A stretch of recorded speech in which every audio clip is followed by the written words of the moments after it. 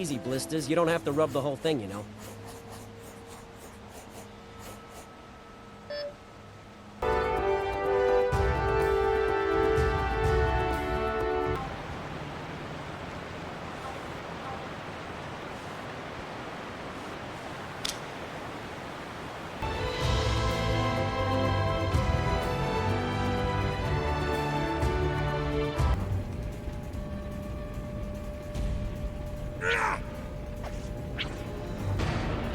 Now we're cooking. Hey, before we continue, please click the like button and subscribe to the channel. It helps out a lot. So, let's you and me be partners. Give me one good reason why I should. I'll give you two.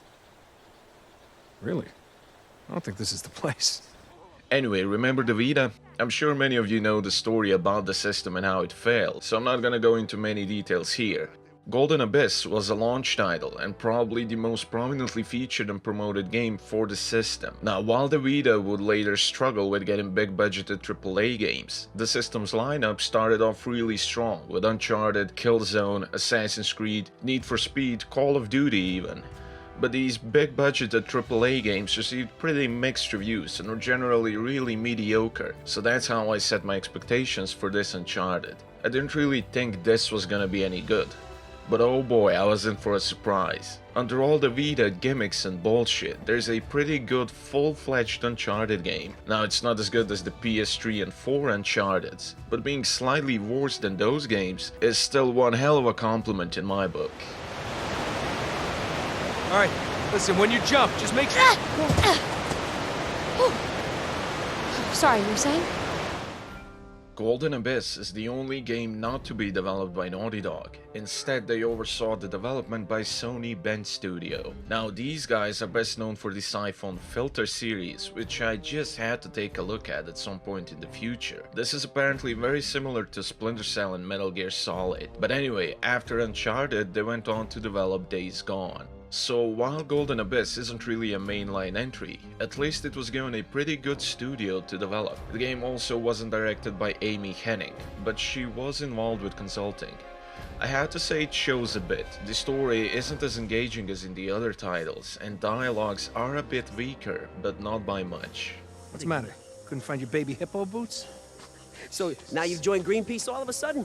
It's just I don't go around wearing endangered species on my feet. Yeah, well, they cost me a lot. More dough than you make in a year. Oh, yeah? Which year? I've had a couple good ones. Oh, really? Okay, one. Yeah.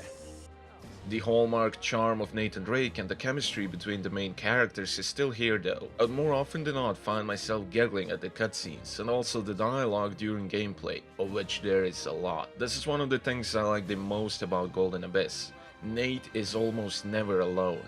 There's someone tagging along almost all the time, and they interact and talk a lot, which made even the most difficult of fights and lengthiest of exploration sequences feel like a joy to play. Now, the story is set before the events of Uncharted 1. Just like Uncharted 2 and 4, the game opens up with a sequence in present time. Nate jumps around, shoots some baddies, and then gets blasted by a rocket launcher.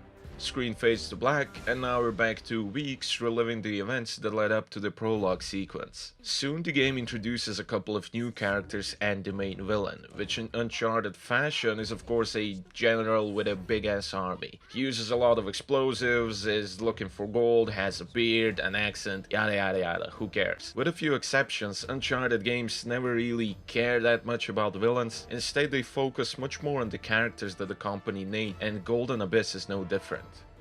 The overall story is about some snake temple or something, but this is just a backdrop for the characters and their adventure. Sort of Steven. You found it. Yeah. This is it. So Dante is the dude that brings Nate in to help him with archaeology stuff. He's a smartass with very expensive shoes and has an Italian accent, so that's an instant like from me. And this time around, the Drake girl is Marissa Chase, who's this innocent archaeologist following her grandfather's footsteps. Now, these characters were fun, and there's a whole lot of cutscenes and dialogue surrounding them. And while generally interesting, the character development is kind of predictable and the writing can sometimes miss the mark. Towards the middle of the game, I was thinking to myself that this game really needs at least a couple of more characters here, or at least have Sully return to help carry this whole thing. And then Nate had the same idea. Sully, I need you. That much I got. This is where the game picks up again. Sully accompanies Nate pretty much to the end of the game, and it starts off with a boat sequence with Sully and Nate rowing up this jungle river for a good 5 or 10 minutes. You just row and listen to them talk. This is so well done, such a fantastic break from all the shooting and high stakes, and also lets the player appreciate the fan favorite character as soon as he's brought back to the game. You are looking a little, stiff. That's what Consuela said. Little sweetie I left back in Bogota to come up here and play games with you. Alright, I don't want to hear it. Even the controls reflect the serenity of the sequence, with the player having to swipe down the left or right side of the boat to make Sully or Nate row. Much better than this. Yeah, I'm never gonna stop beating this dead horse. Okay, but this is actually one of the very few times where I enjoy the touchscreen controls. Make no mistake about it, Uncharted Golden Abyss is absolutely dragged down by the PlayStation Vita gimmicks. Some interactions can be fun and feel appropriate, like this rowing sequence, or that one time you had to hold up the Vita towards a light to reveal the writing in Nate's hands. But more often than not, the gimmicks are used to interrupt the gameplay. Like when you're crossing a log, Nate will almost always stop, and you have to tilt the Vita to make him find his balance again. Or when you have to cut leaves, you do 3 motions of the touchscreen, and then Nate uses the machete the way you had to swipe. Or you'll be exploring the jungle and suddenly your game will stop and you'll have to assemble a torn up document or a map or something. These can be actually pretty lengthy, and they aren't optional either. By far the biggest culprit here is the fact that boss fights are relegated to QuickTime events. You have to swipe the screen instead of pressing the button. You actually get 3 misses that are represented by the 3 X's that appear at the bottom of the screen. This is such a shame. I really enjoyed the gunplay in Uncharted and would have loved to have a boss fight combining shooting and maybe an environmental puzzle, but instead we got this. Honestly, it feels like Sony forced the developers to make sure the game kept reminding you of all the Vita features. And while I really appreciate all these things the Vita has, like the touchpad at the back, the touchscreen, the gyro sensor, the cameras, all that's really good stuff. But goddamn, when it gets in the way of actually playing the game, you done goofed. You done Okay, so just once again, if you're enjoying the video, please click like and subscribe. Starting out on YouTube is hard, and this would mean a ton to me. You're gonna help me. I guess I am. On one condition. Hey, anything. Partners? Now, when it comes to the technical side, I couldn't believe how good the game looked on the Vita and just how bad it looks here in the video. Okay, so Vita has an OLED screen, and even though its resolution is pretty laughable by today's standards, it really isn't a big deal since it's such a small device. The game runs at something like 720 by 480 resolution, which is actually below the screen's capability. And yes, while you can see some jaggies, it's really not a big deal, because the colors and contrast are so good on the OLED screen. I promise you, this video doesn't do it justice, but unfortunately that's the limitation of recording PlayStation Vita footage. When it comes to level design, you'd never expect this as a handheld game. The levels are huge, and there's 0 loading times besides the initial one. Now, there aren't that many huge set pieces like the airplane bit in Uncharted 3, or huge detailed vistas like in Nepal in Uncharted 2, but there are some here, although a bit scaled down for the Vita's hardware. The lighting is very good, and the game uses real-time shadows which are actually quite sharp. The performance is above 30 FPS more or less. I honestly didn't feel too many dips below that, and if my editing software is to be believed, the average frame rate is around 35 frames per second. The control scheme, when the game isn't forcing you to use the gimmicks, works really well. It's basically the same as all the other PlayStation 3 Uncharted games. The shooting is identical to those games as well. There's no aim assist, so if this is your first bout with a controller, you may have a hard time though. One more example of good touchscreen control would have to be the climbing.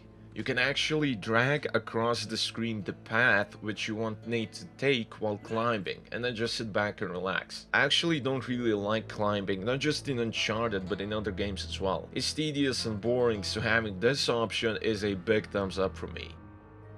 One thing I did notice though is that the climbing is a bit more restrictive when it comes to dropping down from ledges. In pretty much any other game, Uncharted also, you could just press a button to let go of the lowest ledge and fall down, but this game doesn't let you. You need to go down a predefined path before you can touch the ground again, even if it's not a huge height difference. Why it's like this, I don't really know. Pretty much all the animations are motion capped and they look incredible. And they even keep that Uncharted 1 cartoony style, where every movement was a bit faster than it should be. Know what I mean? Let me guess. You want me to do the 3 easy ones while you do the rest? There's no such thing as an easy charcoal rubbing, okay? I mean, you rub too hard, you tear the paper. Oh, is that right? Yeah, that's right. It's a science. Uh-huh. Yeah, just get started. But it's a science. Now, a huge chunk of this game is dedicated to the Uncharted Fight for Fortune trading card game. This utilized the PS Vita's Nier application, where you could battle other players, I suppose. You collect cards while playing Golden Abyss by collecting relics and killing certain enemies. This, to be honest, was one more thing that got in the way of me actually playing and enjoying the game. I wouldn't care for this even if the Nier application was still supported today. Okay, at this point, if you haven't subscribed yet... Would you just listen to me? I am listening. I'm just not paying attention. Oh. Uncharted Golden Abyss is a great game, hampered by all the unnecessary PS Vita bullshit. From the gimmicky controls to these collectibles, they all get in the way of actually enjoying the surprisingly good Uncharted game that's hidden beneath all this. The characters are fun, the dialogues are fun, exploration is fun, the shooting is fun.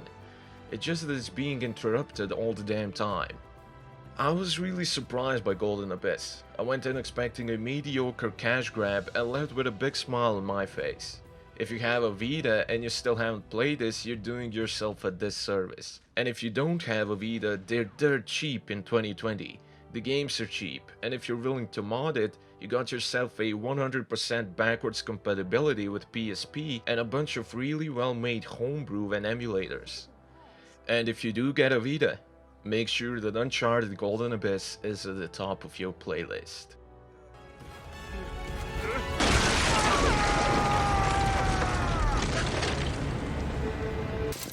Damn!